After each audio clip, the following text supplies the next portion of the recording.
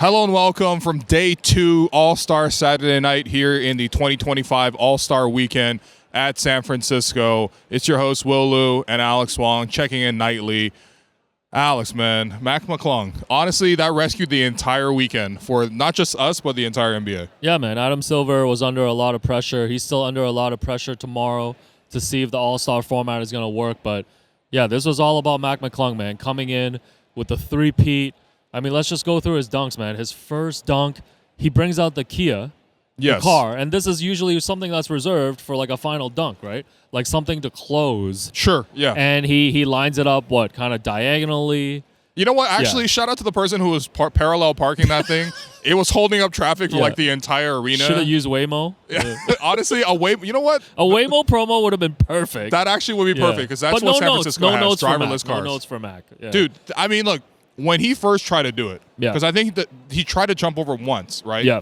And then it was like, oh, he can actually clear it. Because I never thought he could actually just like fully clear the jump. Yeah. Because it looks so dangerous and reckless that I'm like, dude, it looks like he's going to die. Yeah. That was my first reaction. And then when he does it the second time, I mean, it's like instantly, like the arena was absolutely dead. Yeah. Right. We cannot lie about this thing. It was absolutely dead in this building. Nobody was standing up for Tyler Hero and his 24-point performance.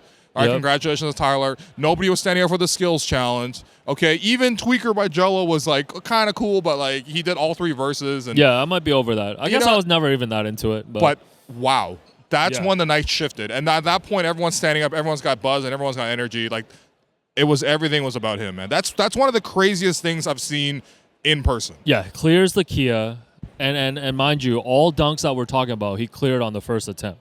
Actually, the car, I think he took 2 attempts. You know what? Actually, technically, one of the interesting things was they kept changing the definition of a dunk attempt because technically you got a minute and a half and you got 3 dunk attempts to throw it down, but Andre Jackson Jr. would take like 55 jumps. Yeah, at one point the commentator was like, "That's a dunk." That's a dunk. That's 2 points for so Andre Jackson. Matt gets 50 on that with the Kia. Yes. And then the second one, he jumps over too. He jumps over the guy and does like a little reverse, right? I think a reverse dunk. That's pretty good. Gets him to the finals, and then in the finals, his first dunk, the spinning hoverboard with a ladder where there's a basketball placed at the rim as well. With another guy, Yeah, so he does a double dunk while grabbing the ball off the spinning hoverboard. I don't. That one actually is my favorite. That one is like a Home Alone dunk for me because there's like all sorts of hijinks involved. There's you know, again, like a scooter. There's also the ladder. I mean, I think coming into it, the one thing that Mac did really well, in addition to just being like an elite dunker, period, is just like build up the anticipation. You know, the instant feeling of everyone in the building when they start pulling out this sort of like and setting it up is like, what is he actually about to do? Wait, hold up. He's going to dunk over a Kia, but then he's actually jumping across the whole thing. Like, that's ridiculous, right? And then the second one with that was just like the ladder and everything like that. I mean, it's pretty perfect, man. And I think the timing, the spinning, the rotation, it reminds you a little bit of Aaron Gordon, right? There's an element there. But also just the hang time. Like, when you see it in slow-mo, he seems to just float for like an extra 2 seconds, and he's able to do whatever he wants up there. And like, I mean, we've like walked past Mac McClung this weekend. He's like the same height as me. Like, that's ridiculous that he's able to do some of these things. Yeah, a lot of creativity involved. And then for the final one, he has Evan Mobley come out. And sorry, that's so random, by the way. He jumps over Mobley. And in the moment, we're not sure kind of what happened. Yeah. And I think it's one of those things, you know, it's 25 years since Vince Carter's performance in the Bay Area, and they did a whole tribute with Vince. Like, Vince was very prominent tonight in the dunk contest, introducing each contestant as well. Reminds me a little bit of when he did that, the honey dip, when he put his elbow in the basket. It was like you kind of have to like think about it, right? Yeah. And you had to watch the replay to kind of appreciate it. Same thing with this one on the last dunk. That was also, again, a great chance to build anticipation because not only did he build like the suspense of jumping over Evan Mobley, who's already 7 feet tall, but he also is able to bring out the platform. You know, at one point, because he was dunking against Stephon Castle, and Jerome had a great idea. Because after you see what Mac McClung's done in the first round, you're like, you got to do something crazy. Yeah. Like, what's crazier than jumping over a car? You might have to jump over Wemby. Right. And that is his teammate. And I honestly thought that was a great idea from Jerome. Instead, Wemby was just chilling halfway. Like, he was just, like, chilling there, basically. He wasn't really involved. But at least you bring on Evan Mobley and then the platform. At least you're almost at Wemby's height. And then, I mean, the fact that he does the double tap on the rim, it's just like, I mean, what else can you say, really? Like, and you know what? Credit to Stephon Castle, because he threw down so many good dunks that he needed basically a perfect 50. I think the only thing he could have afforded was one extra 49. And there was also the element of a fan vote, which, you know, I don't know. I'm certainly not a fan of the fans voting. Like, let's just let the 5 panelists handle this thing. But, I mean, it was flawless, man. I mean, I saw the alert from Shams, which was like, look, he's the first ever person to three-peat the dunk contest. Sure. He's the first ever 3-time winner of the dunk contest as well, I believe.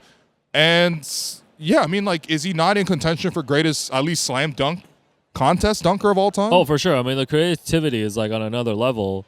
But it's like the rest, like, they still need to fix this dunk contest thing in a way of, like, why can't they get guys motivated now to want to challenge Mac McClung? You know what I mean? Right. Like, we're receiving breaking news that Nate Robinson has won it 3 times. Okay, shouts to Nate Rob. I don't know, man. But the dunk contest, like, you want some competition as well, right? Sure. Like, I think it's turned into a fact that, like, Mac was great. I think Stephan Castle put in a really good performance. But other than that, like, Matis Pizzellas and Andre Jackson Jr. were entirely forgettable. And it's gotten to a point where it's like you're just grabbing random guys from around the league to try to come and do this dunk contest. And maybe there's no way to rescue it, but the dunk contest is still the main event. It's still the last event that takes place on Saturday. And we're going to have this conversation once a year on this weekend and then I'll care about it again. Well, I mean, again, like, the issue here is, like, the 3-point contest, as exciting as it can potentially be, this weekend it was not exciting.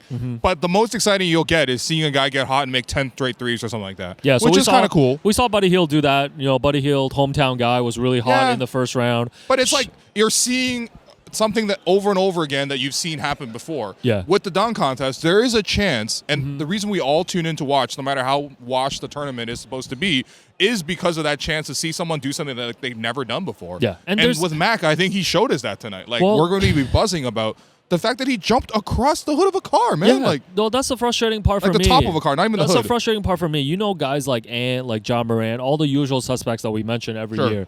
You know they've got this type of creativity and athleticism in them. Okay. Like, this is no disrespect to Mac McClung. Like, he's super athletic, super creative, but there's guys that can push him. There's guys that can push him on this level, but they just don't do it. Like, Mac McClung's not going to be able to do this every year. Well, the NBA might need him to. But no, the only counterfactual I'll put out there is like, look, we have to admit that there are things that are different, right? Like, Mac McClung can spend the majority of his time practicing dunking. Yes. Right? Not to say that he doesn't play basketball as well. He's obviously in the G League. He's with the Magic too. So, like, there's that aspect. But it's night and day compared to, like, what a superstar like an Anthony Edwards would need to sort of do to sort of be at that level. I think the other thing too is, like, and I hate to bring it to this dark point, but, like, a liability. Sure. You know what I mean? Like, I think for a lot of people, they're afraid of getting hurt. Not even liability from a legal sense, although potentially. But it's like, if Mac McClung gets hurt for the season, it's a lower stake. As people put that tweet out, and it's fine, right? Yeah. Like, for example, Mac McClung, you know, for a friend of a program, Katie Heindel's story at SB Nation, trained for this thing for 8 months. Sure. And I'm sure these other rookies did not train for it for 8 months. But at the same time, like, you know, I think the liability aspect, like, I think there's a higher risk for players who are actually playing to sort of do this. But again, like, these are all nitpicks, man. Like, objectively speaking, like, what we saw tonight, the 4 perfect 50s, like, it's unbelievable. And I don't want to take anything away from Mac because, like, it doesn't matter how much people train. Like, you can put everybody on the planet to train that often. You cannot do what Mac McClung did. No, so give him his full credit, man. No, shouts to Mac. I think he makes more money tonight than he does, like, the rest of the season or something like that. He dug it for his life and we know that the Kansas City Chiefs recently tried to buy the three-peat license from Pat Riley because Pat Riley owns all the licensing to three-peat. I don't even think Mac McClung can afford to buy the three-peat license, so he's not going to be able to sell merch from that. I think we're going to call it he threeded. Yeah, let's go with that. 3-3-3 now water gun. That was the highlight for All-Star Saturday. The rest of it, honestly, not so great. All your complaints about All-Star Saturday still the same. So 3-point contest. Buddy Hield, like we mentioned, had a really good run there in the first round. We were rooting for our guy Norman Powell. We were rooting for him. He finished with a 14. It was you know, a bit of nerves. You know, we've seen this with Kyle and some of the other guys that we root for. But got to the finals. It was Darius Garland, Buddy Hield, Tyler Hero. And Tyler Hero had the lead, and Buddy Hield just came within a one money ball at the end to just Yeah. sending it into sudden death. So yeah, Well, Tyler I think Hero, he- I you're a think- winner. I think he actually may have won it because I think he maybe ended up with 23 and Tyler Hero ended up with 24. But it was really funny watching this thing. I mean, number one, like every year when you look at this, it's like the players who jump the most on their jump shots always struggle when it comes to the 3-point contest, right? Like for a guy like Norm leapfrogs into the air and then sort of like slings his arm a little bit. And he's been super efficient this season and he was super confident. Remember before, and this morning when we were talking to Norm at his press conference, he said twice that like he's in it to win it. You know what I mean? So like obviously like he was very confident and very vocal about it. Unfortunately, he didn't perform well, but that happens. The Buddy Hield thing was crazy because he had missed his first 8 shots of the final round, and it almost should at least sort of knock you out. But he actually did have a pretty good run to finish the end of it. But I mean, ultimately, it was just dead, man. Like nobody in the arena. Like first off, like maybe 70% filled, especially in the lower bowl. Maybe 70%. Like I've seen Raptors Pistons games that were more well attended than this.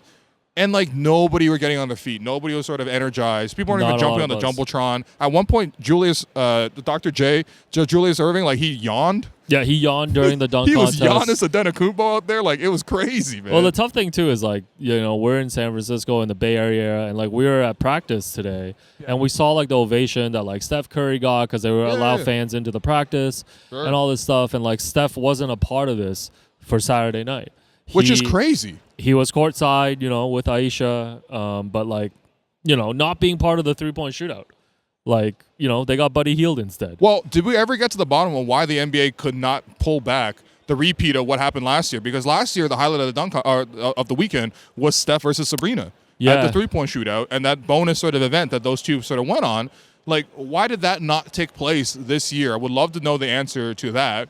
But also, like, look, if that's not going to happen, then you got to get Steph involved at some point. Like this, we're coming to Golden State, and for the All-Star Saturday, we have Moses Moody and Draymond Green in the skills challenge. Draymond Green in the skills challenge, and he completely bricked every shot to lose them the skills challenge. And then Buddy Hield, with all due respect to those guys, but like, come on, that'd be like if the 2016 All-Star Weekend was in Toronto, and we had Corey Joseph in the skills challenge. We had Patrick Patterson in the 3-point contest. And then we had like James Johnson in the dunk contest. And just Kyle DeMar sitting courtside. That's what I'm saying. Like, weekend. It doesn't make any sense. Like, we don't have Drake out there. Instead, it's Party Next Door. Like, you know what I mean? Like, I just don't understand how Steph wasn't involved. I mean, clearly, this crowd was dead, though, because at one point they even showed Steph courtside. And there still wasn't a huge pop. That is crazy, man. This might be a Chase Center problem. Couple more other things about All-Star Saturday I want to get your thoughts on. Okay. Number one, Jello gave his performance. He did. What was your review of Jello? Well, first off, I thought it was actually kind of fun because I've been having a lot of fun with the song. Everyone's heard Tweaker by now. It was kind of cool to see him come out. I mean, he's obviously just very early in his rap career, so like this is probably like next to he did like a Detroit Lions game in the playoffs. Like he hasn't had that much experience under his belt, but I thought he actually did a decent job. I know so last night after we were shooting this late night, we were leaving the arena, and by that point, like everybody had cleared out basically, and Jello had come through for like a walkthrough. Yeah, courtside. And you said, I think the exact words you said was Jello has real aura. Yeah. So what was your expectations? He's had the most aura. I think it's a great comeback story because we know he ran into some trouble in China a few years back, and of course, like we know about Lonzo, we know about LaMelo, and like LiAngelo's always been kind of that third brother. That like you don't really talk about. Sure. And for him to make this comeback in not basketball but in music, sign a deal with Def Jam, now performing at arenas, performing at All-Star Saturday. I just think it's a really cool story, and it kind of completes the Ball Brothers story. You know what? I do like that. The Dragon Ball series is now over. No, but the one thing I would have loved to seen was he does have another hit on the way. The Can You Please? And I think he's like maybe like debuted maybe like about a minute of it. Yeah, it's getting teased like the Norm interview. Bro, I'm not gonna lie. It's legit better be as good as the Norm interview. It better be 7 minutes. Because you know what? I thought this was going to be the place for him to actually launch it. Sure. Because he had Lonzo introduce him tonight, too. He had Lonzo introduce him, LaMelo somewhere else. Yeah. He's probably actually serving that corner. Whoa.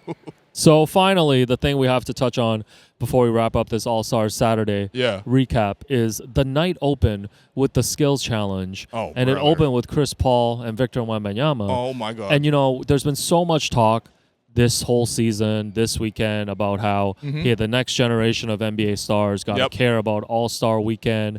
They have to turn it around. And of course, so the skills challenge, people know, like, you throw some chest passes, bounce passes, and then at one point you get racks of basketballs and you have to make shots from 3 different spots. It's a gym class session, let's be honest. And Chris Paul apparently read the rule book and decided to try to skirt the system and just had him and Wemby both, when they got to the rack of basketballs, just toss the balls at the basket. Because the rule is you don't have to make a shot. You just have to take all the shots if you don't make them. Right? You do have to take the shots, but the thing is, they didn't even try to shoot it at the basket. They literally just flicked the balls out of the rack. They just pushed them off the rack, and then they were just running through, and they were like, oh, we're so smart, we're so geniuses. And then they got disqualified immediately. And then Ali LaForce, who's working the arena for TNT, actually tried to get an interview with CP. Right. And I believe CP passed on that because he was super salty about getting caught cheating in an All-Star Saturday skills challenge. This is insane because first off, nobody takes this challenge seriously, right? Yeah. So for him to take it so seriously that he wanted to cheat is already a little embarrassing. The other part is, what are you doing, man? You are the president of the players union. No, it's the president of the players union and the future face of the NBA. Just play kicking along. off All-Star Saturday Just play along. by treating the skills challenge as a farce. Yeah, and what kind of start is that? You know how much of a farce it has to be for you to disrespect the skills challenge? No one's ever been like, yo, you got to respect the skills challenge. Somehow CP found a way, and I don't know. Maybe it was Wemby involved too. I don't know. No, I guess this is a CP. This smells entirely of a CP hit plot. job. And honestly, if it was Wemby, honestly, both of these guys need to be put in detention. Seriously, this is. I mean, I know David Stern is rolling over in his grave looking at this, man. Oh my God. Goodness. Anyways, that was All-Star Saturday. Let's take a quick break here, and we'll be right back. It's the 30th anniversary, and our friends at Axe are joining the celebration with a limited edition collection that's as original as the Toronto Raptors themselves. The collection includes 3 essentials to keeping you fresh. The body spray features 48-hour high-definition scent, blending sea mist and grapefruit to keep you unstoppable throughout the day. The deodorant stick is perfect for staying confident, with a scent that keeps you smelling irresistible while showing your Raptors pride. And the body wash delivers a luxurious lather that leaves you feeling clean and smelling astonishing after every shower. For over 40 years, Axe has drawn on body spray research and the expertise of the world's leading perfumers to craft quality fragrances and help people feel confident in their own skin. Find the Axe Toronto Raptors 30th Anniversary Limited Edition collection at all major retailers, Walmart, Shoppers Drug Mart, and Real Canadian Superstore. But act fast because it's only available for a limited time. Celebrate the milestone with Axe and the Toronto Raptors. Channel the freshness, energy, and unstoppable spirit of our local champions, because smelling great is always a slam dunk. All right, it's time for the freshest play of the night presented by Axe. What is your pick from All-Star Saturday night? There's no other possible option than Mac McClung. What he did on that first dunk, the anticipation, the fact that guy parallel parked probably 17 times to try to get into the right spot, the right angle. Three-point turn. turn. Popped out of the car. Mac came to adjust the ball and the height of it. I think the thing that was so impressive to me was you cannot overlook how dangerous this thing was. Because you watch it, when he comes down after throwing down the dunk. He hits the car a little bit, right? His feet kind of drag on the car. Yeah. And even just a little bit of that kind of disruption when he's running full speed, jumping full height, there's a real chance he would have wiped out. You know what I mean? So the bravery, in addition to the creativity that went into the dunk, I mean, that's by far the freshest play of the day for me. And man, I mean, that's fresher than my jacket right now, man. Damn. Oh yeah, sorry, man. Didn't know we had to mention that. This is a super fresh jacket that Will is wearing. Well, I look like I'm for the I'm visual going to super fresh. That's watchers what I look like. from P's and Q's in Philadelphia. To wrap up, a couple of quick notes here. We ran into some former Raptors today. I know you had a chance to talk to Pascal because the media availability was at Oakland Arena, formerly known as Oracle Arena. First time there for you since the Raptors won the championship in Game 6. What was that like for you? You know what? Honestly, for me, it was actually mad emotional, right? even having to walk around that shitty complex, because let's be honest, that thing is terrible. You know, like, it's decrepit. Yeah. You have to walk around the huge perimeter. Like, we had to do a 2-kilometer walk just to get into the building. But even getting in and, like, seeing the place again, seeing the court, like, it's a really nostalgic place for not just, like, fans here in Golden State who, you know, obviously have had the team relocated, obviously, across the Bay.